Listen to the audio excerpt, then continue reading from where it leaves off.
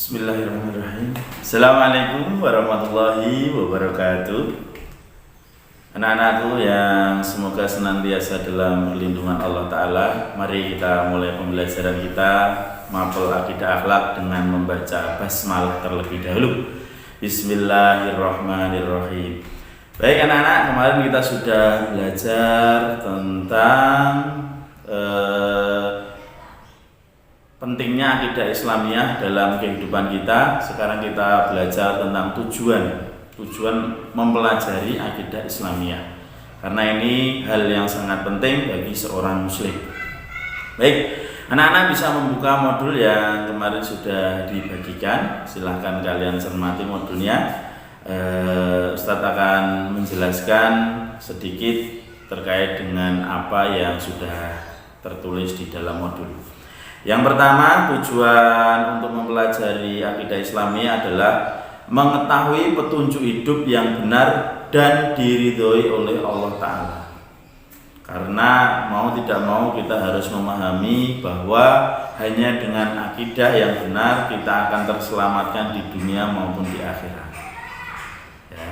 Jadi kalian itu tahu jalan yang akan kalian tuju itu dengan apa? Dengan akidah Islamiyah. Tentu harapan terakhir kita adalah masuk ke dalam sebuah tempat yang penuh dengan kenikmatan, yaitu surganya Allah Ta'ala. Maka hal ini hanya bisa diraih dengan akidah Islamiyah.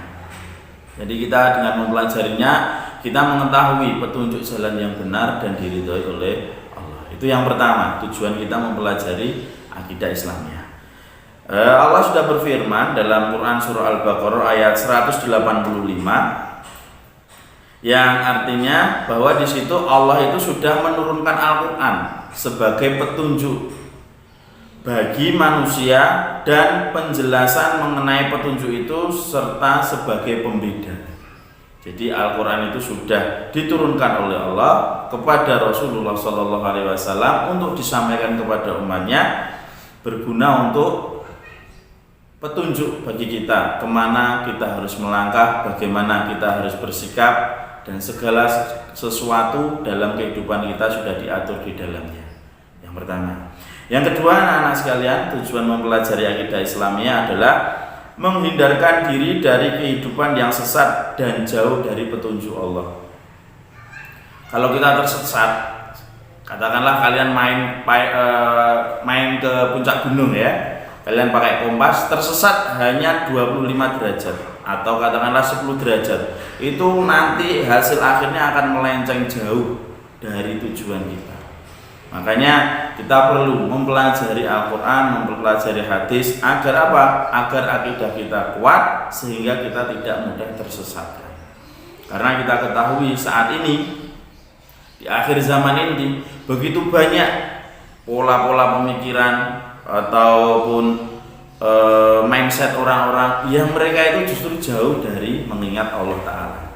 Sehingga perlu bagi kita mempelajari akidah Islamiyah agar tidak tersesat, sehingga kita tahu pasti tujuan kita hidup itu untuk apa dan kita ingin kembali kemana. Itu yang paling penting.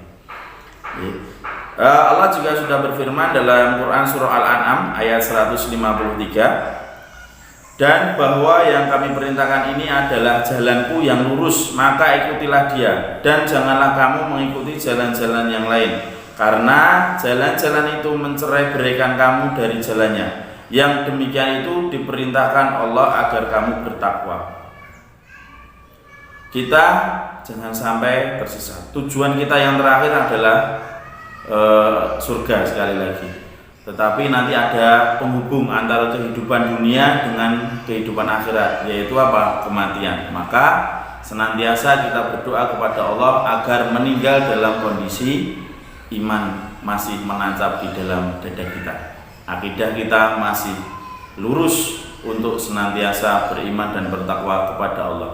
Ya ayyuhalladzina amanu ittaqullah haqqa tuqatih wa la tamutunna illa wa antum muslimun, dan janganlah kamu mati kecuali dalam kondisi Islam atau iman. Ada doanya juga ya, Allahumma inni as'aluka fi husnil khotimah. Semoga Allah mematikan kita dalam kondisi husnul khotimah. Husnul khotimah berarti iman masih bersemayam dalam dada kita. Tujuan yang selanjutnya yang ketiga adalah memperkuat keyakinan dan kepercayaan atas kebenaran Islam. Anak-anakku yang senantiasa dimuliakan oleh Allah Ta'ala, keyakinan kita dan kepercayaan kita atas kebenaran Islam perlu selalu kita upgrade, karena banyaknya yang sekarang itu orang pemikiran, sehingga banyak orang Islam yang justru mereka tergelincir, sehingga perlu bagi kita untuk selalu upgrade terus. HP aja di-upgrade, masa iman kita nggak di-upgrade ya. Jadi untuk biar kita itu senantiasa berada di jalan Allah, maka upgrade. Cara mengupgrade-nya gimana? Salah satunya adalah mendatangi majelis ilmu. Karena ketika kita berkumpul dengan orang-orang yang beriman, insya Allah iman kita akan naik. Tetapi ketika kita berkumpul dengan orang-orang yang maksiat, sedikit banyak kita akan terbawa arus sehingga kita akan berbuat maksiat. Anak-anakku yang dimuliakan oleh Allah, kita perlu meyakini bahwa Al-Quran itu adalah kitab yang benar. Tidak ada keraguan sedikit pun. Dzalikal kitabu la raiba fi. Ada seorang kafir yang dia masuk Islam gara-gara membaca ayat ini.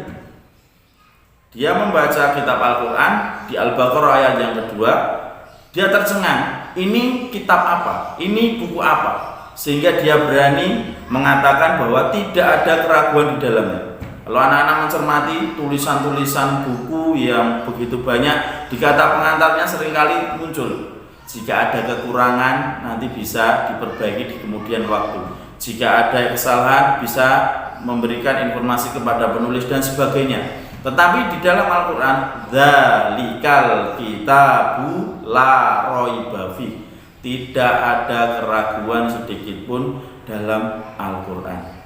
Karena banyak orang-orang yang masuk Islam mendapat hidayah dari Allah lantaran Al-Quran. Walaupun kita tahu Al-Quran itu mungkin dianggap sebagai sesuatu yang salah bagi orang-orang kafir. Banyak propaganda yang mereka lakukan untuk menganggap Al-Quran itu adalah salah. Tetapi di sini kita harus meyakini dengan keimanan kita, dzalikal kitabu la raiba fi. Itu anak-anak semuanya. Yang selanjutnya yang keempat adalah menghindarkan diri dari kemusyrikan. Ya, kemarin sudah kita sampaikan, iman orang yang masuk Islam berarti dia akan diampuni dosa-dosanya dan berbuat kebaikan. Tetapi orang yang meninggalkan Islam atau melewati iman menuju kekafiran, maka seluruh amal kebaikannya akan hilang. Oke. Jadi dengan mempelajari akidah Islamiyah, maka kita akan terhindar dari kemusyrikan. Kemudian yang selanjutnya adalah menambah keimanan dengan cinta kepada Allah dan Rasulnya. Anak-anak semuanya, kita perlu mengetahui akidah Islamiyah itu diturunkan menjadi beberapa hal: iman, Islam, dan ihsan. Itulah komponennya. Yang pertama adalah iman. Dan kita nanti akan membicarakan tentang hubungannya apa iman, Islam, dan ihsan. Iman, amana yu'minu, artinya percaya. Iman itu ada di hati kita, ada di pikiran kita, yaitu percaya kepada Allah Ta'ala. Tapi kan kita nggak bisa melihat, Ustaz. Tapi kan kita tidak bisa merasakan, Ustaz. Ya itulah namanya iman. Kalau kita nggak beriman, maka kita tidak akan mempercayai Allah, dan kita akan selalu menggunakan panca indera kita untuk meyakini bahwa Allah itu ada. Padahal sebetulnya tidak seperti itu. Contoh, nyawa itu ada enggak? Ada. Kita percaya, kita beriman bahwa nyawa itu ada. Tapi kita nggak bisa melihat warnanya apa, bentuknya seperti apa, hitam atau putih, kotak atau bunder, kan nggak bisa lihat. Ya, jadi tidak bisa kita melihatnya. Rasa sakit itu juga kita tidak bisa melihatnya. Ya. Bahkan udara itu kita tidak bisa melihatnya. Nah itu kan yang bergerak-gerak, Ustaz. Itu adalah angin. Angin adalah udara yang bergerak ya, tetapi kita tidak bisa melihat wujud dari angin tersebut atau udara tersebut. Rukun iman ada berapa? 1, iman kepada Allah. 2, kepada malaikat. 3, kepada kitab. 4, kepada Rasul. 5, hari akhir. Dan yang terakhir adalah qada qadar. Nanti akan kita bahas lebih detail di kelas jenjang berikutnya. Dan kita perlu meyakini ini dengan keimanan kita di dalam hati dan pikiran kita. Yang kedua adalah Islam. Secara bahasa berasal dari kata aslama yuslimu islama, yang artinya selamat. Islam ini salah satu yang kemarin sudah kita sampaikan.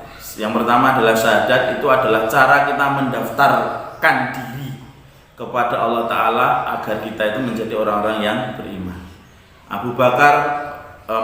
Umar bin Khattab, beliau mengucapkan syahadat melalui